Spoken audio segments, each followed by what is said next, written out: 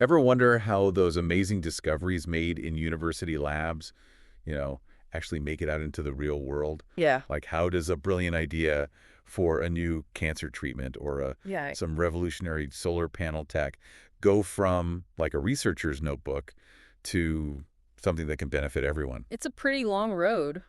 Yeah. Well, Uh, it turns out there's this whole system in place, mm-hmm.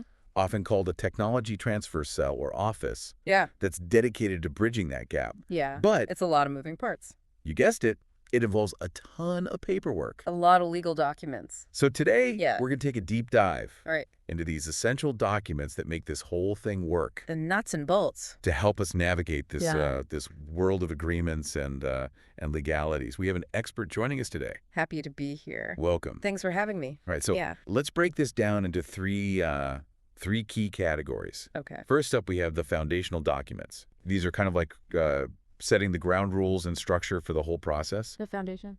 One of the most important is the Memorandum of Understanding, or MOU. Right. Think of it like a contract Yeah. between the university and its tech transfer cell, Huh. outlining who's responsible for what. Yeah.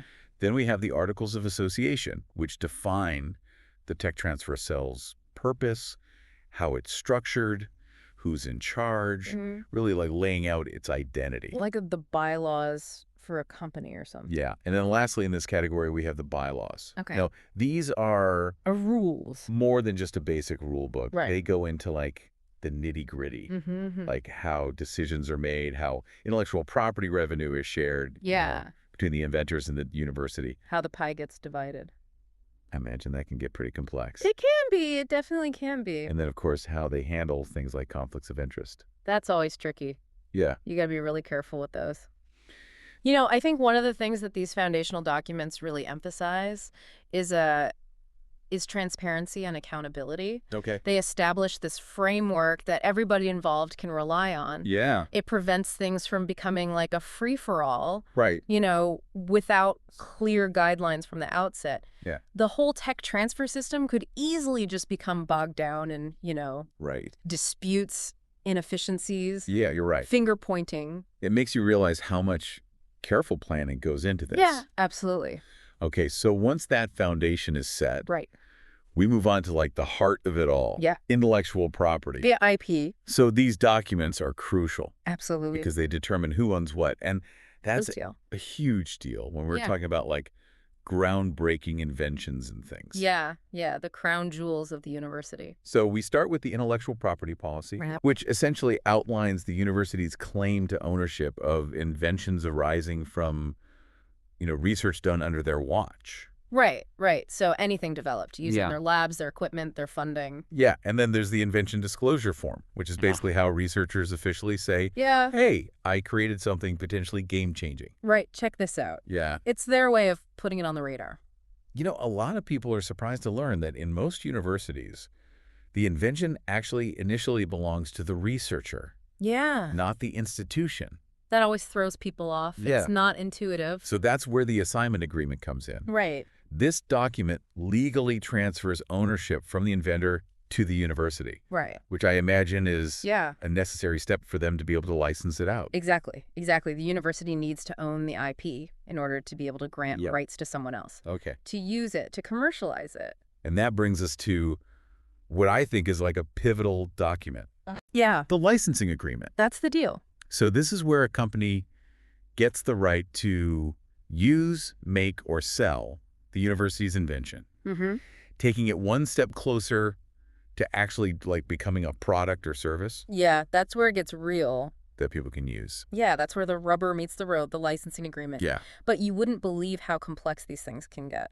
really. Oh, it's so much more than just signing on the dotted line. Yeah, You have to strike that balance between protecting the university's IP rights right, and making sure the technology is accessible enough for the company to actually develop it, right.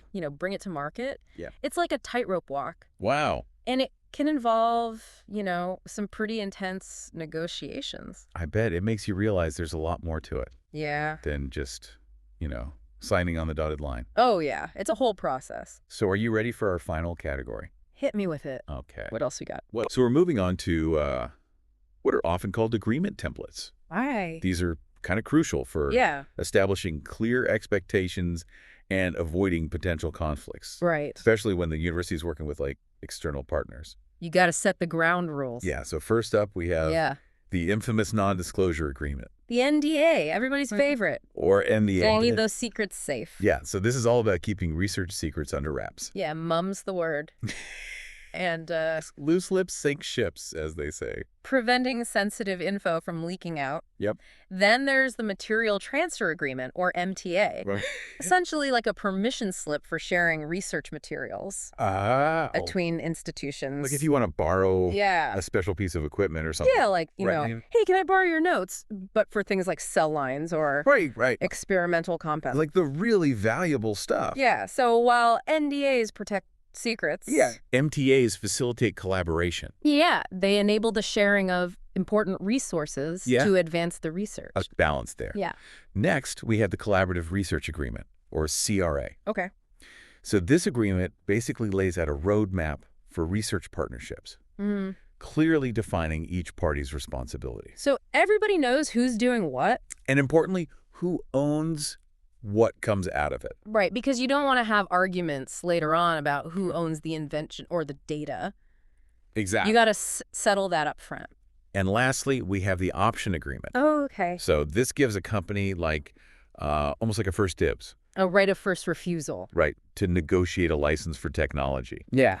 You know, they're interested. They're kicking the tires, They're doing their due diligence, doing their homework. but they're not quite ready to fully commit. Right. So the option agreement kind of gives them that window of time Yeah, it gives them some breathing room. to decide, you know, what they want to do. Yeah. Yeah, so You know what I think is really interesting about all these agreements is that they're really all about building trust yeah. and transparency between the parties. Okay. You know, when you have multiple players involved, Yeah. clarity and open communication are key. Mm. You know, you want to make sure everybody's on the same page and that potential conflicts are addressed proactively. Yeah, you're right. It makes you realize that clear communication is just as important as the Oh, absolutely. legal terms themselves. It's not just about the letter of the law. It's about the spirit of collaboration. Now, before we wrap up, Yeah.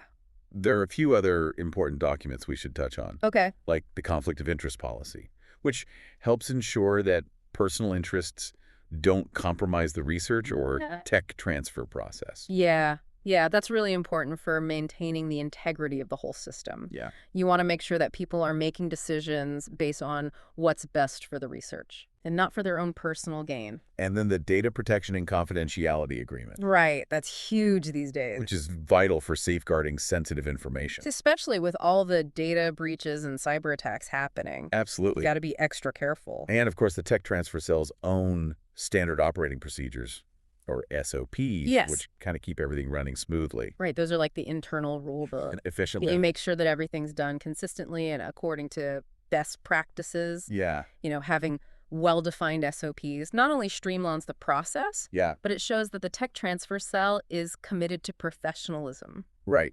and accountability. It's like they take their responsibilities seriously. The exact So there you have it. You. A whirlwind tour of the legal side of It's a jungle out there. bringing university research to the world. Yeah. But a necessary one. So even if you're not directly involved in tech transfer, Mm-hmm. just understanding this framework gives you kind of a glimpse Yeah. into the complex journey It's a fascinating world. of turning those amazing discoveries into like real-world solutions.